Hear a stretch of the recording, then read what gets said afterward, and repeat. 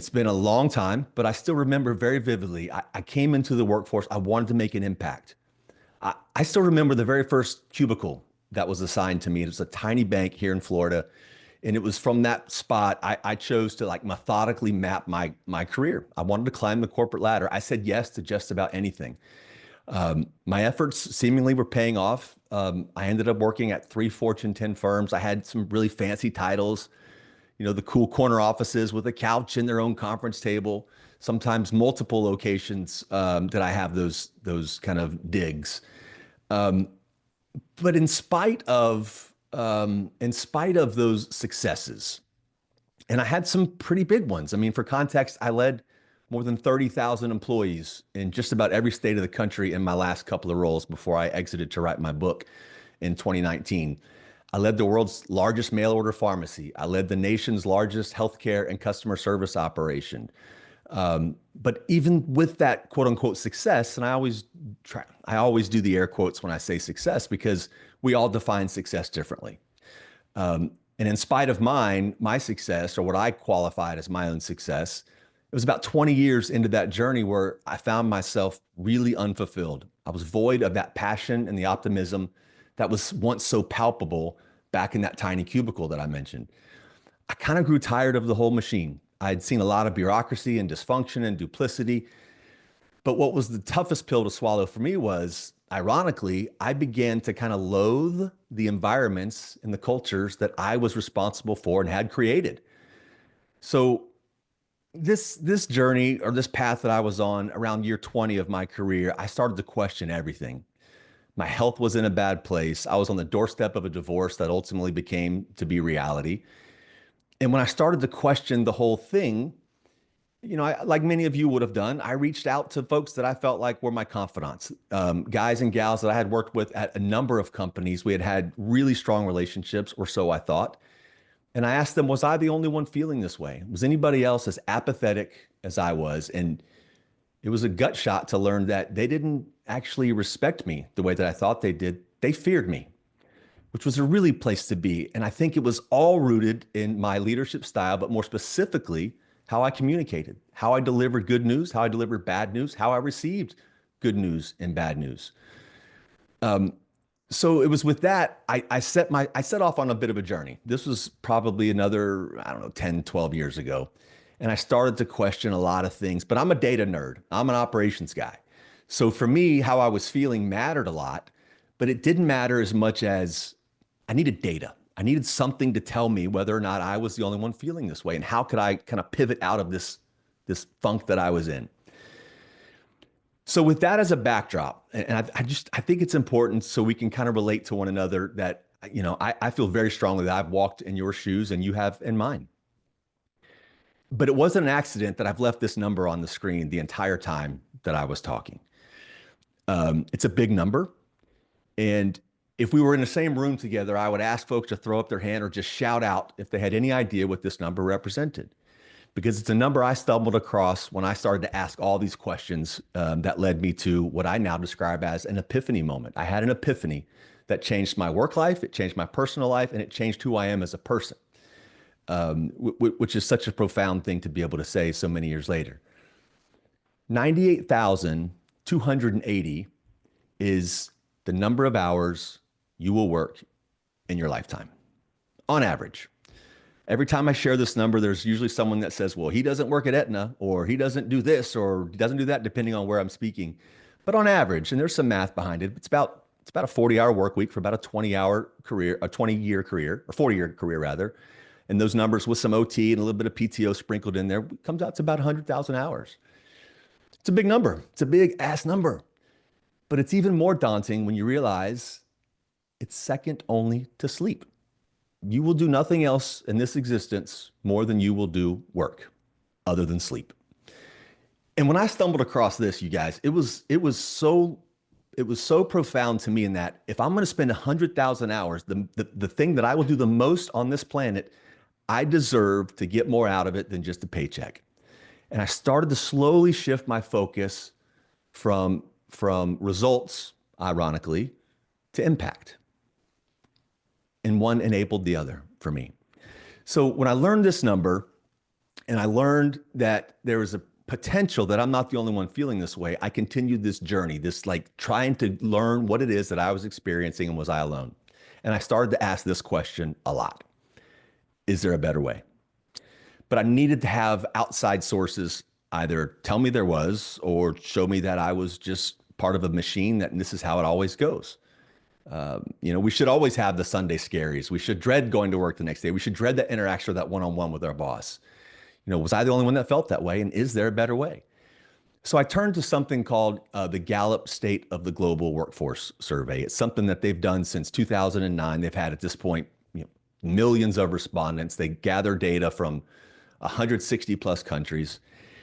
And I am that guy. I'm the nerd that studies this every single year, and I have been for many, many years now, because I think it is a snapshot, if nothing else, of how the workplace views the workplace, which is a really important thing to think about as we think about how we relate with one another and how we communicate with one another.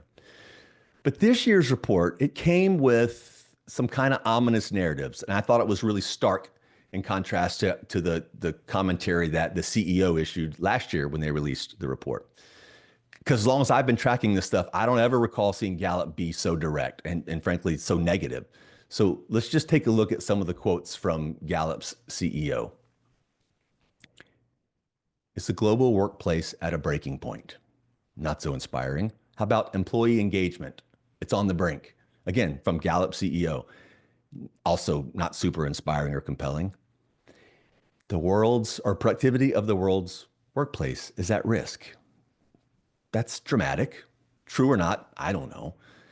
So when I get past the CEO's opening remarks, I dig into primarily two questions, and I think they're absolutely relevant to our talk today. The first question is, did you experience these negative emotions a lot of the day yesterday?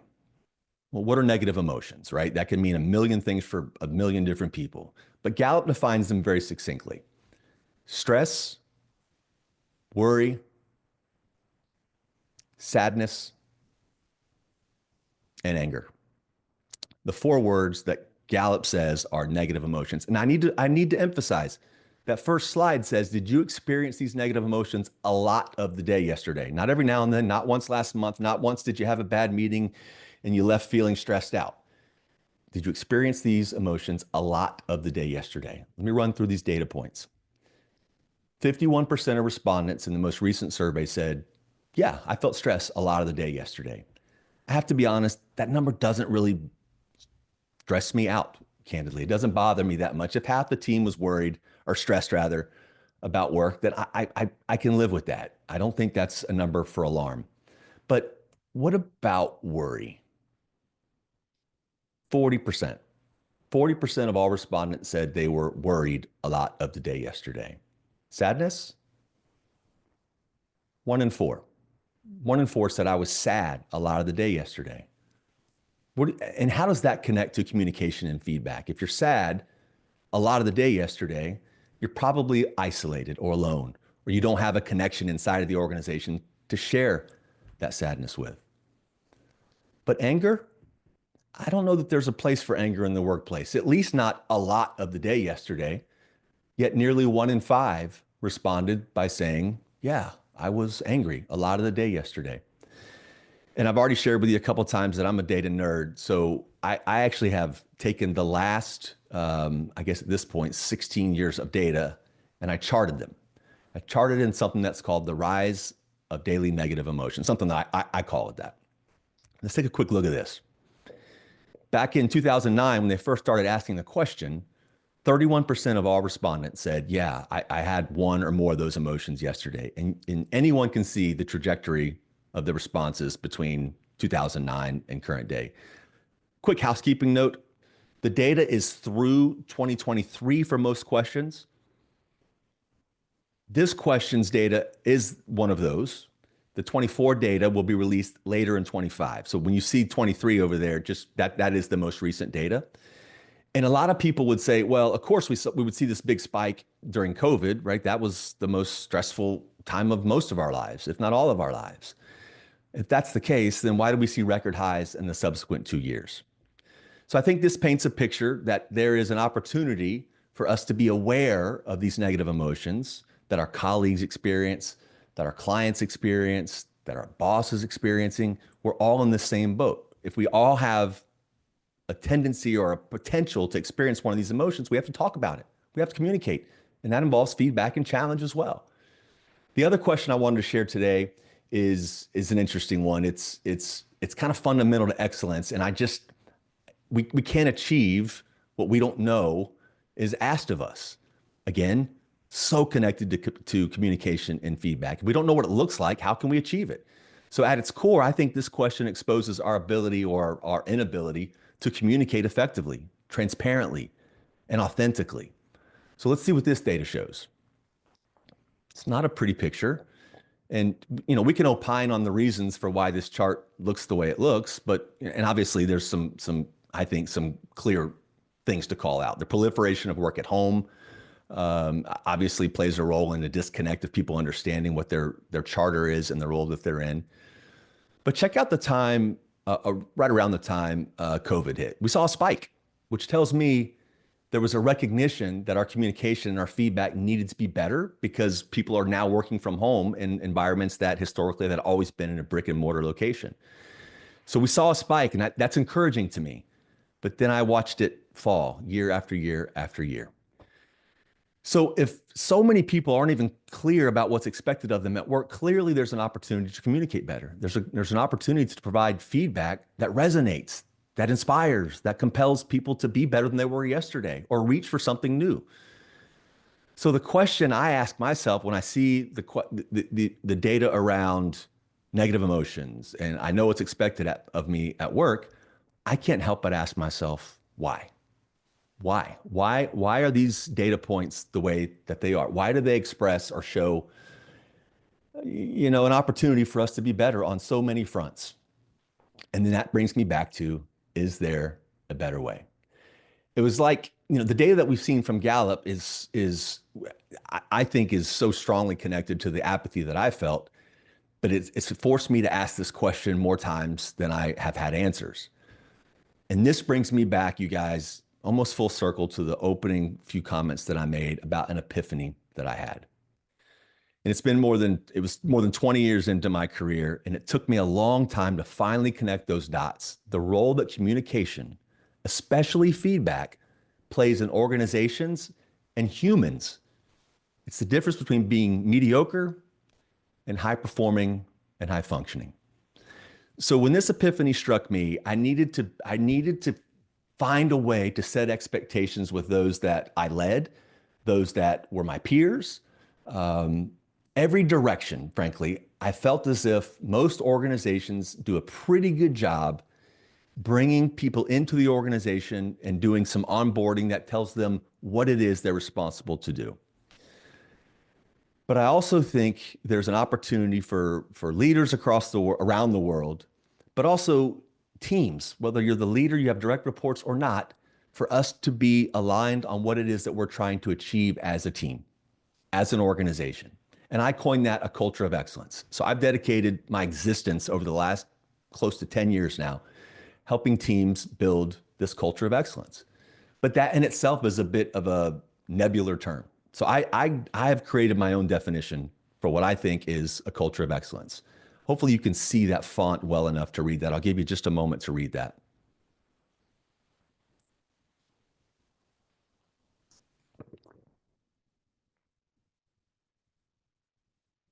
I don't know if you noticed this. There's a bit of a nuance here.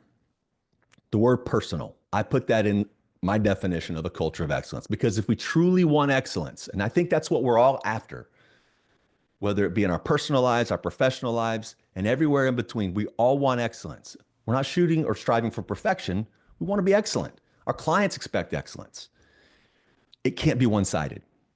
We've got to operate in a space that recognizes every team member for not only the work that they do, but also we have to recognize what motivates and enables excellence for every team member and the folks that we support, our clients. And there's no way to achieve this without great communication, not just communicating, but listening, being on both ends of that equation, saying the hard things, hearing the hard things, and growing as a result. So my question went from, okay, this is what do I want to create? Culture of excellence. So how do I get there? And in Ryan's introduction, he shared a few of the 10 We's. And the 10 We's were they are the result, rather, of the epiphany that compelled me to be more direct, be more transparent, and most of all, be more authentic in how I show up to work, how I show up to my friends and family, my wife outside of work. And the 10 We's were my vehicle for setting those expectations. They set the expectation for my colleagues to understand what I expect of them, but more importantly, what they can expect from me. And this is how I endeavor to create culture of excellence, to build and sustain a culture of excellence. So for today's talk, we don't have time to run through each of the 10. Ryan was kind enough to mention a couple of them, but I'm going to hone in on two that are so relevant today. And I think you'll see that essentially all 10 are relevant for today. And we could spend a long time discussing them, but I'm going to focus on just a couple, and they're obviously geared towards feedback, giving and receiving. So let me fly through these, and I'll just kind of do a quick voiceover. If you're interested to learn more, at the end, I put my contact information. I'd love to hear from you. I'd be happy to share more broadly. And I do believe this conversation is being recorded, so you guys can feel free to swing through it a second time as well. The first and most fundamental is we do the right thing, always. Always. And we can argue and disagree about what the right thing is, but we will never approach a scenario with anything other than the right thing being our landing point. It has to be it. Without this foundational we, the first we, everything else is a house of cards. Everything else doesn't matter. But if I want to be someone that is known for doing the right thing, I need to lead by example. That's we number two. Leading by example has nothing to do with the number of direct reports. If I have 0 or if I have 15,000, how I carry myself every single day, the brand that I put on display for my colleagues to see, for my clients to see, that sets the example for the standard that I hold myself accountable to. And that is contagious. It's magnetic, actually. But if I want to lead by example, I've got to be known for keeping my commitments. It's simple. It's sometimes hard to do. When we make a commitment to our clients, it's a given we're going to keep that commitment. We might stumble along the way, but it's a given. But I think there's less of a commitment to keep our commitments to one another behind the scenes. And that comes in a variety of forms. But we got to be known for doing what we say we're going to do, or else our word means nothing and our brand is compromised. If I want to be known as someone that keeps my promise and I'm good with my follow through, I'm going to take action. We take action. Ryan alluded to this earlier. When we see things, we got to talk about it. When we see opportunities to be better, we must talk about it. We've got to air those things out. We got to shine a light on them, or else mediocrity will penetrate the rest of the organization faster than we would ever expect. So taking action is important. Here's where it gets a little bumpy. If we're going to take action, we got to be prepared for mistakes. And we have to be prepared to own those mistakes. And that's we number 5. We own our mistakes. I truly believe we're not judged by our mistakes. We're judged by how quickly we remedy them and if we repeat them. But when those mistakes come, this is one Ryan touched on specifically, we got to pick each other up. We must pick each other up. This is not isolated to just someone stumbling at work. We all have baggage. We all bring it to work, whether we admit it or not. Sometimes it's stronger or more palpable than others. Recognizing that bit of humanity and those around us and just saying, hey, I got you, man. I understand you might have something going on outside of work that I'm not privy to, but I'm here for you. I care. And we're going to pick each other up until this, whatever it is that you're dealing with, is behind us. They have to hear that. They have to know that. It's important for you to say it, because if you're in their shoes, and we all are from time to time, we want to hear it.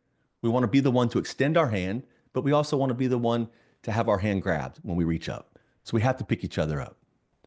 We're also going to measure ourselves by outcomes. Outcomes are what our clients care about most. Outcomes matter. Activity is very, very important, but we're going to measure our success by our outcomes, not the activity to get there.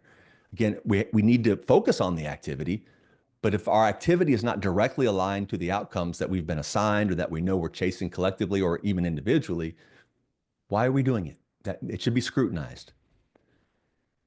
And the spirit and kind of focus of today, and I'm not pandering to you. When I'm asked my favorite of the 10 we's, without question, every single time, it's we number 8. So we challenge each other. But I never discuss it without that one word, second sentence, diplomatically. Because challenges without diplomacy come across as criticism and they're not productive or healthy. For this one to thrive, though, we must have we number 9. We embrace challenge. We can't just hurl challenges at one another or give feedback, especially negative feedback, and not expect some type of resistance from time to time. So our team has to lock arms, whether it is an external, like a market force that's presenting itself as a challenge, whether it's a challenge from someone higher up in the organization, whether it's a challenge, it doesn't matter from where the challenge comes. We're going to approach every one of them and be galvanized by them because we know the people on this phone call, we are the ones to take this challenge on, and we're going to be better for it. So we can't have one without the other. We 8 doesn't exist without we number 9. And the last one I think is incredibly important, but we'll spend less time on it today, and that's number 10. We obsess over details. It's who we are. It's our brand. You know, there's these two schools of thoughts about details. Details are just the details, or the way I approach it is details are what make us us. They're what make us the best. They're what separates us from our competition and mediocrity. So let's go back to these two principles. When I created them, I needed there to be a consistent theme, and I needed the theme to be connected to how we communicate to one another. Because as I mentioned, I feel like we do a good job communicating, hey, welcome to the team. Here's your job. Here's your KPIs. Here's what we expect out of you. We focus a lot on the what, but not on the how. I use the word challenge, but I want to just align on some semantics here. Whether we call it a challenge, whether we call it feedback or co-elevation, it's all about communication. Transparent, authentic, and yes, diplomatic communication. And all of this, you guys, it's grounded in trust. I'm convinced trust is obtained by one very simple equation. Simple's not easy, but it's a simple equation. Authenticity and relatability equal trust. When I'm authentic and you see I'm coming at you from a place of authenticity, it's not my opinion. I'm trying to remove my bias. It is exactly how I feel. It is authentically who I am, and this information I'm about to share with you, this feedback is authentic, and it's not about you. It's about the topic. When I'm relatable, and I understand that, for me, that means I understand you're in a tough spot. I understand perhaps this news might not be great news for you. I've been there myself. Or if there are extenuating or outside circumstances that are leading to maybe a slide in your performance, I understand that as well. I've been there. I've had an ailing parent. You know, I've dealt with illness. We all have this baggage. So when we can exhibit authenticity and relatability consistently, trust naturally follows, almost always. Okay, so with that backdrop in mind, I think it's time to get into feedback specifically. The first question is, why is feedback so essential for excellence? And it might seem obvious, but my challenge or my question would be, if it's so obvious, why is it so hard to come by? And when I say it, I mean really healthy, productive, growth-oriented feedback. Because if we're serious about achieving excellence, feedback cannot be optional. It can't be a nice to have. I want to dispel something. Feedback is not about being critical. It's about being committed to what it is that we're trying to accomplish, whatever that is in any aspects of our life, professionally or personally or anywhere in between. It's our commitment to each other, to our clients. And it's how we show up every day to get better every day. So when feedback is part of the culture, we stop dancing around problems. We name them, we face them, we fix them together. Because without the feedback and that sometimes awkward conversation, small issues will fester, and they'll fester into big ones. And then misunderstandings become dysfunction. But when feedback is welcomed and it's expected, the trust grows, our accountability becomes real, and that feedback, it becomes second nature. It's absolutely essential for our excellence. So I mentioned earlier that my epiphany compelled me to create these principles, but I didn't share what I did next. Was I introduced them to this team that I had just joined. I was leading a group of about 15,000 people. It was a $7 billion program. And the glaring deficit inside of this team was its ability to be open and honest about feedback. We had silos that were kind of keeping to themselves, not out of malice. They were all good people, but it was out of kindness. And they conflated feedback with criticism. So for me, it was really important to focus overtly on the steps for connecting, on being overt about connecting why this feedback and this thing called feedback is so important to this thing that we're trying to achieve called excellence. So it's obvious to me that without this type of commitment to feedback, open, honest, transparent feedback, unbiased as much as possible, we won't find excellence. But if it's so obvious, and it is to me, and I think everyone would agree that it's needed, but if there's so much gold in that feedback, why do we avoid it? Why is it so often avoided in the workplace? Well, let's be honest, man. When things are connected to our livelihood, how we put food on the table, words like challenge and even feedback can seem a little scary. But also, I think it's safe to say, and maybe you're an exception, at one point or another during our careers, we were conditioned. We've been conditioned, whether it was an explicit act from someone inside of a team that we were on or not. We've been conditioned to kind of avoid conflict at work. But when it's done well, feedback is not conflict or doesn't have to be conflict. I mean, look at it this way. If a friend or a loved one is struggling, or let's say they have a blind spot or something that's just kind of standing in their way of growth, we've all seen it. We've all seen it. We have an opportunity to bite our tongues or to be the friend that we think we want to be or that we are, and we share. So don't we usually see their gaps, their blind spots, the things that they should be aware of? Don't we usually see that as an obligation to help them? I think we do. We don't tell them what they want to hear. We tell them what they need to hear. That's because we care.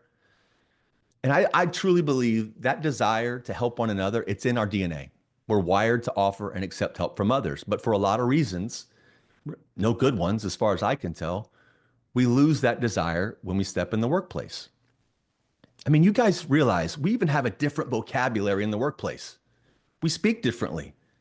I mean, that is, unless you guys go home at the end of the day and you ask your significant other or maybe even your children how they did on their deliverables today. I've never found myself asking that question to anyone that I care about outside the workplace. So it's this duality. It filters out our best judgment and it filters out our innate desire to help one another. Because for some, feedback is avoided because it makes them and it makes the other person uncomfortable because they're conflating feedback again with criticism. And some of us we've been burned before. This is the other reason I think feedback is pretty elusive at times. We've been burned. Maybe we spoke up once and it was shot down or it wasn't acknowledged or perhaps we were even punished. So we learn to stay in our lane. We learn to keep quiet, even if we know that there is a bigger opportunity with this feedback should we deliver it. So over time, the silence becomes the norm. And this dysfunction, well, it turns into dysfunction. It gets disguised as politeness or being nice. But what's polite about letting someone fail when you could have helped them? No one wants to be the bad guy. No one wants to be judged, but we can't let them fail when we have feedback that could change the game. We can't tiptoe around the truth. We can't sugarcoat it. We can't stay silent. But here's the problem. When we avoid feedback, we're ultimately trading short-term comfort because we like to stay comfortable. We like to be comfortable and not give feedback that could ruffle a feather or two. We're trading that short-term comfort for long-term problems at best, or at worst, dysfunction. So with that in mind, I think it's important to just quickly summarize why, or how rather, we can move from this place that I think a lot of us have been in or might still be in, to ensuring that there is a feedback component, a feedback rich component of our culture. Because if silence is the enemy of excellence, which I believe it is, and in the juxtaposition between my first 20 years inside the corporate world and my last 10 is so strong, and communication was the biggest theme that was the differentiator between those two experiences, the question becomes, how do we fix it? How do we build a culture where feedback's not feared, but it's welcomed? It's not just allowed, it's expected. Well, it's not going to happen by chance. It's going to happen by design. And the fact that we're here today having this conversation, I think shows a lot about the organization in which you sit. And for the client partners on the phone, I think it says a lot about the organization with which you've aligned yourself. We're being purposeful about it. We're being intentional about it. And that really involves nothing more than raising the bar for everybody involved. It has to be built into the way we work. So without dragging this on any longer, I think I've set the table. Let's talk about it. Let's be really specific. How do we ensure a feedback rich culture? Well, like everything else, we got to establish expectations, how we treat one another, how we communicate to one another, and everywhere in between. So naturally, we have to align on our expectations or the ground rules for healthy feedback. It's just we have to be conspicuous about it. So let me just run through what I view as the ground rules for feedback. Excuse me. I was intentional to leave this slide up for a second longer because I can imagine people around the call right now going, "Oh Lord, what in the hell is top knot? What is this leadership guru, this corporate America guru bringing to us that's called top knot?" It's pretty simple. It's an easy way just to say, we are tough on problems. We're tough on problems. We're not tough on people. Because almost all, now, by the way, acts of malice, unethical, illegal, those types of things, no tolerance for that. That type of feedback is very different than what we're discussing today. But we're going to be tough on problems, not tough on people. The second, we got to assume positive intent. The second ground rule is positive intent. We have to understand and know that that feedback that we're about to receive or that we're about to give is coming from a place of care. It's not criticism. And this goes for both people in the equation. It goes for the person issuing the feedback as well as the person on the other end. For the person providing the feedback, empathy. Empathy is a must because we've all been on the other end of that equation. And when we assume positive intent, when someone's offering that feedback, we learn that they are doing it to help us, either individually, the team, or the organization more proper. And it's that positive intent that shifts the conversation from "I'm being attacked, this is really awkward and painful," to I see this as an opportunity now for growth. This person actually cares. They're trying to help me. You guys, I'm not naive. Not every session or every interaction you have or conversation you have about feedback is going to be inspiring. And that's the goal of today, because we got to create that safety. Because the safety, it lets the feedback land productively. And that's why I was so adamant about creating, including we number 9, we embrace challenge. In other words, we embrace feedback. The third ground rule is setting. Setting matters a whole hell of a lot. Where and when that feedback is delivered is almost and arguably just as important as what is said. We've all been blindsided, especially when we least expected it in a hallway, or we were called out in front of others in a staff meeting or a team meeting, or maybe we were hit with feedback during a stressful moment that really wasn't the right time to be told, I've erred or I've done something wrong or I've got to hear some bad news. When the setting is wrong, our walls go up. Even if the truth is spot on, that feedback is 100% accurate, it's lost. It's going to be lost, or at least partially lost. Because effective feedback, it needs privacy, it needs timing, it needs intentionality. If you wanted to challenge or give some negative feedback to Ryan, don't do it in the town hall. That's when defenses are high. That's when we're not at our most vulnerable and we're less receptive to the hard questions. It's true of all layers in an organization. So sometimes that means you got to pull someone aside. I would not encourage difficult conversations in front of others. Sometimes it means waiting until emotions cool off. Like right when something has gone down is not necessarily and probably not the best time to have a difficult conversation.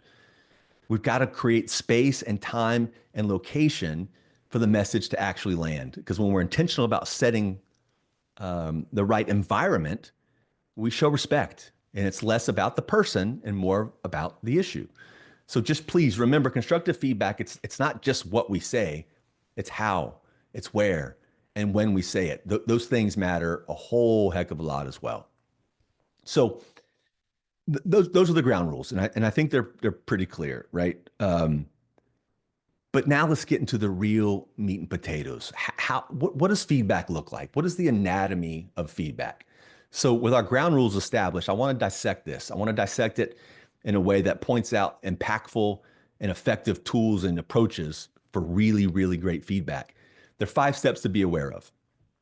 And when we stick to the 5 steps, the odds of, literally keeping these steps in mind as we're walking through these conversations, again, on both sides of that conversation, when we stick to them, the odds of a healthy and even vulnerable exchange, those odds, they dramatically increase. Before I dive into each of them, let's just do a quick run through. I think it's important for you to see all five in collection, and then I'll walk through each of them independently or individually to give you more insight as to what each of these steps kind of entails. So every conversation has 5 steps. There's an opening. A little bit of delay on my end. There's an opening. Okay, there's an opening.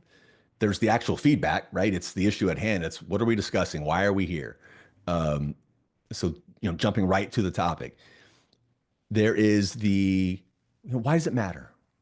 Why is this conversation important? And it's about connecting the dots, right? We're not just hurling criticism or feedback for no reason.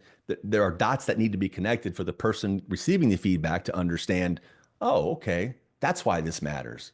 Connecting the dots is huge. And that at this stage, once that feedback has been delivered, we move on to alignment. And I need to be really clear at this stage, the goal isn't to win a conversation, it's to align on what happens next and what comes next and how we reassess this topic that we've just discussed. And then there's a closing. And this matters a lot more than most people think because it is the last thing both parties will remember. So the closing is almost as important as the opening and everything in between because it sticks. It is what the person or both people rather will walk away remembering most. So with that said, let's jump into the opening. Now, for the opening only of the 5 steps, the opening only, there are 2 kind of paths to travel. And the opening must be different depending on the type of feedback we're delivering. And in my mind, there are essentially 2 types of feedback.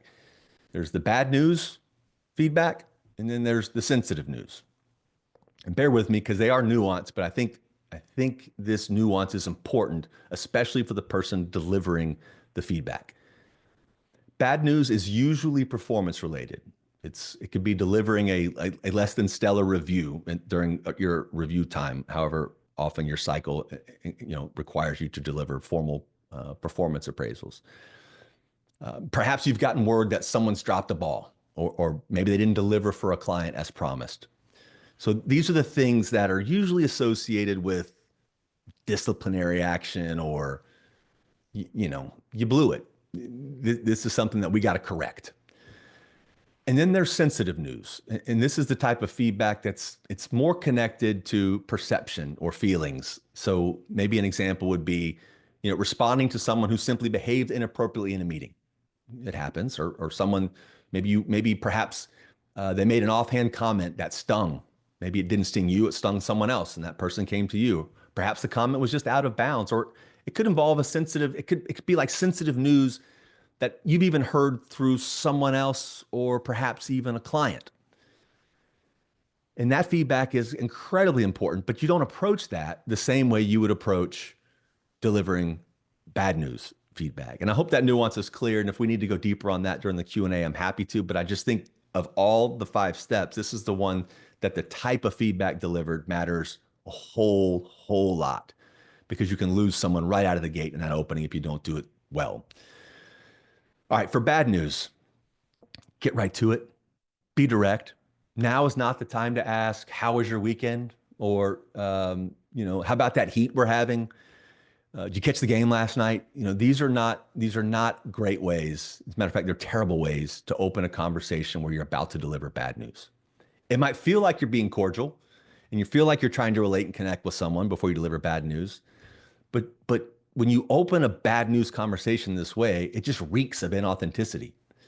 And that won't be forgotten. As a matter of fact, the moment you transition from, hey, what do you think of this weather, to the feedback, there's something that happens inside of us where someone goes, oh, now I see why we're here. Why did you even subject me to this, light, unnecessary, frivolous talk when we're about to talk about something so much more important?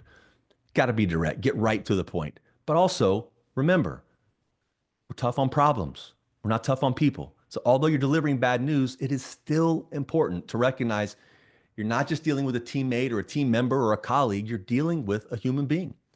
And as I said earlier, we all bring baggage to work, and it is possible that baggage has played a role in what's prompting to have this bad news conversation. and always try to reverse the shoes. Put those shoes, put their shoes on, and you put their shoes on. How would you feel if you were in that situation? How would you want this news to be delivered? Empathy plays a huge role in delivering both bad news and sensitive news, but especially bad news. Put yourself in their shoes. Begin with the end in mind. Remember, we're having this conversation because I care. And I want us to be better, not just you. I think we all can be better, and this feedback is important. So the goal is to not prove that the bad news or the bad behavior is right or wrong. You're having the conversation. I think you've already established in your mind that something has not gone well, or perhaps all the way to being just flat out wrong. The goal is to have a conversation that ends with an understanding of what needs to happen, what has to happen next, what needs to change, and what are the expectations. And if you begin the conversation with that end in mind, like how you would like to see it end, it's not unusual for me to start a conversation during my opening to say, thank you for having this conversation with me. It's going to be a tough one. I'm going to share some news you may not want to hear, and it's probably, and that's the empathetic part. It's probably gonna rub you in a way that you weren't anticipating. And I will immediately pivot to, I'm hopeful that by the end of this conversation, we'll be much better aligned on this topic, and we'll have a much better approach and plan for going forward. So if you can begin with the end in mind, where do you want this conversation to go? Don't wait till the very end to say so. Say, I'm hopeful that we can get there. This is my goal for this conversation. And then you dive in. So that's the opening for bad news. When we move to sensitive news, of course we have to be direct as well. But I think the direct component of the opening for sensitive news is grounded in gratitude first. And that sounds like, hey, thank you for making the time. Thanks for taking the time and giving me an opportunity to share some feedback with you. We're not going to sugarcoat it, right? We're going to be straight up and partner with them to say, this is a problem. I've heard this. It made me feel this way. Or one of your colleagues has pointed out that, this behavior has been exhibited and it's causing this reaction. Because if we really care about building excellence, we recognize it's not a one-person show. We have to partner with that person. We have to partner on a path forward. In other words, it's not an obligation to just share the feedback. You can't just puke the feedback on them, walk away and say, hope it gets better. It's an obligation to volunteer yourself, to help the other person, to help them learn, to help them grow from the feedback. And that can't happen without partnership. So when we talk about approaches and opening the conversation, I think it's nuanced, but it is, the last thing you want to do is create some expectation early on that this is about to be a unicorns and rainbow conversation when some tough news is about to follow. So we've set the table. We are in a place now where we're ready to have the conversation. And again, we're not just going to puke the conversation all over the person. It too has to be done in a structured way. So that feedback, when we talk about structuring the feedback, it's pretty straightforward. Let's just get to it. I talked about that in the opening. We've gone past the opening, why we're here, why we set the table. Now we're jumping into feedback. Why? Let's just jump right into it. It might be after you've finished the opening, you go straight into, okay, and the purpose of today's conversation is insert the feedback. Well, or you round out that opening with I'm glad we're here. Thank you for the time. So let's jump right in. Don't mince words. Jump right into that feedback. And then don't sugarcoat it. You're not doing anybody any favors by hiding information or not giving them the full truth. You got to let them see everything for what it is. You cannot sugarcoat it because they'll leave with a less of an emphasis on the issue than you brought in to the conversation. And then I like to use data when available. I like to use experience as well. And those are the ground rules for challenge. So if the feedback involves, I'm going to challenge you on insert any germane topic. If you really want it to resonate with the person that you are offering the challenge towards, data is always powerful. Experience. I remember a time at another organization, we were traveling down this marketing path, or we had this project plan roll out and it didn't go so well. We have to listen to that. That's the embrace challenge part. That experience is something we can all and should all learn from. So I like to bring data and experience as many times or as often as possible to these conversations.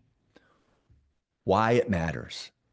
Almost as important as the feedback itself. Why it matters. Well, this means we got to connect the dots.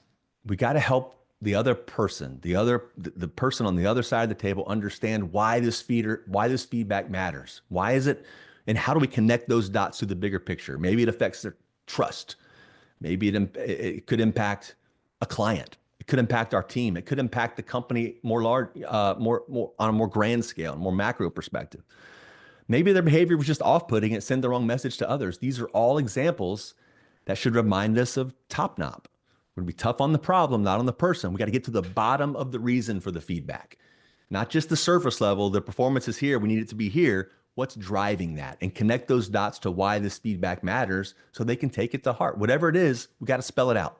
We could say things directly like, when we miss key concerns in meetings, it makes us look unprepared. Or when we approach a client without the full set of information that they've asked for, it can hurt our credibility or our brand. And when people see that and they see that ripple effect, they see how their action had a bigger impact than they probably saw to begin with. And that's the goal of the feedback. Because when they care about what it is that you're sharing, they're much more likely to change the behavior. Think about what if also. What if you and this other person were sitting above, looking down on this conversation? What if the roles were reversed? How would you connect why this conversation matters? How would you like to see it connected for you? What if you're above watching this and you're not either of those people in the conversation? The point here is try to take a more macro view of how this feedback implicates or has some type of implication on bigger things that we're trying to accomplish. And it's really all about empathy. Because after we connect the dots, explore the scenario as if you were watching a movie. And how would you want to be either the giver or the receiver of that feedback? It's really all about empathy and the what if. You think about it from a what if perspective. What if we approach it from this way? Or what if I said it that way? This will create some connection to why this stuff matters or why that feedback matters to a more kind of broad scope. All right, we've opened, we have delivered the feedback. We've done a great job explaining why it matters. We're not done. We got to align. And there are three components of alignment that I think are essential. And I'd love to spend just a quick moment on each of them. Before we can align, we got to listen. We have to listen, not just listen because it's a polite thing to do. After all, it is possible you missed something, or perhaps you didn't have all the facts before you started this feedback talk. So give the other person to share their perspective. Your goal here is not to respond, it's to better understand what necessitated it. Why are we here? Because oftentimes there's more to the story that we're just not aware of. And it's your ability to listen that's going to strengthen the trust and open the door to honest dialogue. It's going to allow this conversation to be much more natural. You got to listen. Don't just approach the conversations. I got to tell you something, puke on them and run away. Open the door and leave space for that alignment and listen for them to deliver. Once you've given the other person the opportunity to share their perspective, ensure you're on the same page. This is so critical. The goal is not to kind of assess right or wrong or blame. It's to better understand each other. Because when both sides, not just you delivering the feedback, but when both sides feel heard and they feel seen, even when the hard feedback is what it is, it becomes easier to process. Because now we're aligned. We understand mutually on why this matters. We've connected the dots and we understand what needs to change going forward. And that alignment is just critical. But I need to be really clear on an uncomfortable topic for some. Alignment does not necessarily mean full agreement. This is why your ability to listen and be direct about landing on a mutual understanding of the issues are critical, because too often we like to approach feedback in these tough conversations as if we have all the answers and we just need to tell the other person. But it's through that mutual understanding that we learn we may not have all the answers. The other person may not have to agree. In fact, they are welcome to disagree. But if we have a mutual understanding that your perspective is here to help them, help the growth, help improvement on so many levels, we just need to be clear. Agreement, it's a nice to have, but it's not a must.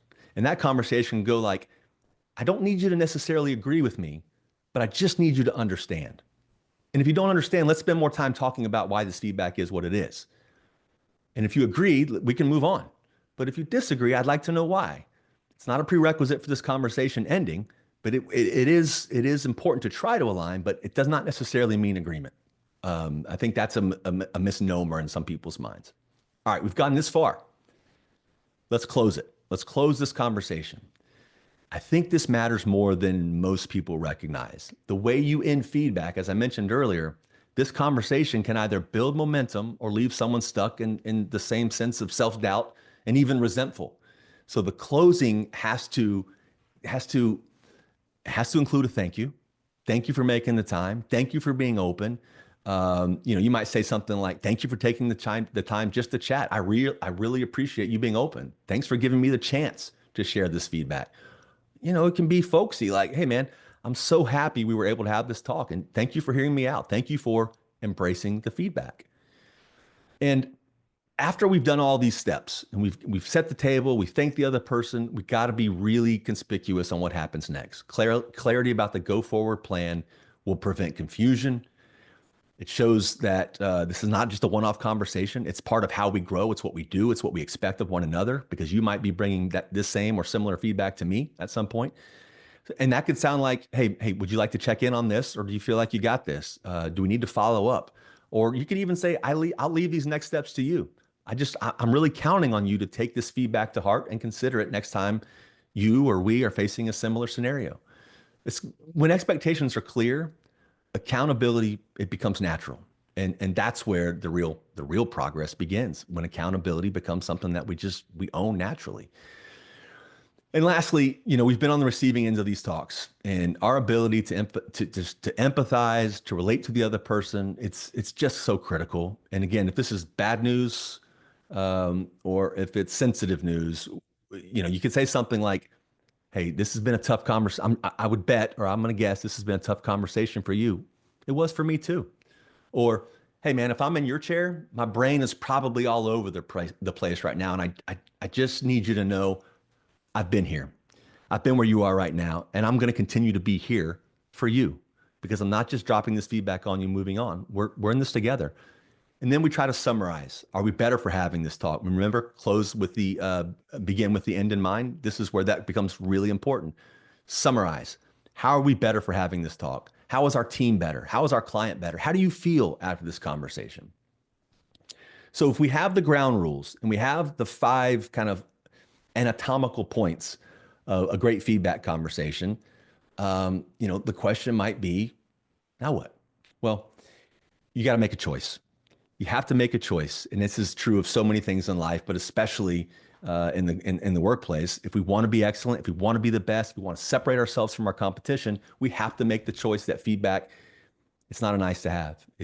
We are obligated to do so in a diplomatic way, in a healthy and productive and transparent, and of course, authentic way. We got to make that choice. Never, ever forget top knot. You may never forget it for the wrong reasons, because this guy just threw some weird term at you. But it's an easy way to remember: tough on problems, not on people. Tough on problems, not on people. And when you are in a position where you feel like you need to deliver bad feedback to someone, the more you focus on the problem itself, the feedback itself, and not that person, because more often than not, they didn't even understand or realize what they did is going to result in having this conversation to begin with. So focus on the problem. It takes practice. When I introduced these principles, it probably took 6-9 months for challenge to become something that I would witness without me being in the room on a consistent basis. It takes practice. You will get it wrong. You will leave conversations wishing you never had them. That's why you got to give yourself grace. You have to understand, and we don't have to have all the answers. When we deliver negative feedback, you can say, "I don't have all the answers. I just know that this topic that we're about to discuss, it matters." And that's when connecting the dots comes back into place. But give grace. You're not going to leave every one of them feeling like you nailed it. Give grace for the person who is offering that feedback, because recognize it was uncomfortable for them to do so, almost as uncomfortable as it was for you to receive it. And then you got to do it over and over and over again. I say, when we're trying to build our culture of excellence, it's not something we make a decision to do. We make that decision every day. And then we make that decision in almost every interaction of every day. We've got to repeat it over and over and over again. When you're in doubt, go right back up to the first checkbox, make that choice again, and work your way back down. I think I'm probably, oh gosh, I'm right at the hour. So let me just stop talking, and I'll toss it back to you, Ryan, to see where you'd like to take us. If you want to run over a few minutes, I'm happy to do so. Excellent, Kyle. Thank you so much. For our team, for everybody else who's on here, we'll be sharing the recording. And I know we can count on Whitney. She's going to be able to translate the video for future access. But I think probably importantly, the model for the feedback, we'll get that slide on our intranet so that you guys can search that out in Tetra if you're about to approach one of these conversations. You want that primer to kind of fall back on in those early days of test and repeat. But got a couple questions. We're going to try to keep it maybe to the next 4 minutes, Cal. So tight You answers. got it. Yep. Well, there's a question really about authenticity and relatability in action, and trying to manifest that to build trust in the face of something that can be seen by some folks as a inherently kind of a confrontational action. Like I'm stepping in front, I'm challenging them openly. Mhm. Mhm. Like how do you not erode the trust that you build in all of the positive interactions in those moments where we have to talk about something potentially challenging and difficult together? I think approaching our work as if that's never going to happen is naive. Yeah. So my point here is once we recognize the value and growth that comes from this feedback, from the challenge, from having the difficult conversations. Look, I'm convinced there's nothing in this life, very few things in this life that are achieved by not overcoming one or more challenges. You want to lose some weight? Got to burn some calories. You got to take in less calories. You want to learn a second language? You got to get an app or go visit somewhere or get online. You have to take steps to overcome the challenge to Yeah. reach the place that you're trying to reach. If we all understand that, and I'm not naive, it's not easy, but if we all understand that, the person on the receiving end, and I've seen it more times than I can count, it's like, hey, Ryan, man, we challenge each other, right? The per the Ryan in that scenario, almost always, because we've established this is who we are, it's how we operate, we're committed to these 10 we's. You watch you watch Ryan in that case, his shoulders kind of drop a little bit. He's no longer defensive because he understands it's coming from a good place. Yeah. But don't be so proud or arrogant that at the end of that conversation, you don't close with some of the things I mentioned earlier. It's like, I know that was tough, man. I don't like having this conversation, but I'm doing a disservice to our team and our company and our clients if I don't bring this to you. So I hope you recognize it's all under the auspice of us getting better and growing together. The I think another question that's I think they're tangentially related is being able to trust in the other person to both receive and take action. And I think you talked about the importance of accountability becoming a natural thing. And um, as I reflect on this person's question, I think there's three potential reasons why, when you give that feedback, it may not result in a behavioral change or a change that shows up in the future. Yeah. One might be obstinacy. The person's just saying, I'm not going to remember this. I'm not going to invest the time. I'm not going to do that thing again. The other might be that the person just forgets. There's no ill intention. It's just, Mhm. there's a lot going on, and that thing didn't have the impact it was meant to have. But the third case, I think, is very often we'll be given feedback that we need to make a change in something that's larger, and it just takes a lot of time, and it may not be an immediate priority, or it takes a lot more steps to get to the place where the feedback can be acted upon. So this person's asking, how do I avoid fatigue if I'm Mm. giving the feedback, but I'm not getting the change or the outcome from a peer, from a supervisor, from someone that reports to me? Like, how do I stay motivated to be in the presence to give the feedback if I'm not if I'm like there's consistent times where I'm just not getting the outcome I want? Yeah, my I wish we had more time because my answer is different depending on the person to whom you're issuing the feedback or the Yeah, challenge to. I'm sure the context is important as well. Yes, but yes, absolutely. Because the way I would encourage someone to approach the person to whom they report that they're not seeing the change that they would hope to see is a very different conversation than the way I would approach a peer or Yeah, someone yeah, that reported in to me, for example. yeah, Because at the end of the day, I'm not naive enough to think that any one of us are going to dramatically change how the person to whom we report operates. We're not. But that doesn't remove our obligation to leading and behaving in a way that is really high functioning and healthy. yeah, And ultimately that, if this scenario is strictly isolated to making that challenge or that feedback, upward, ultimately, at some point, you have to make a decision.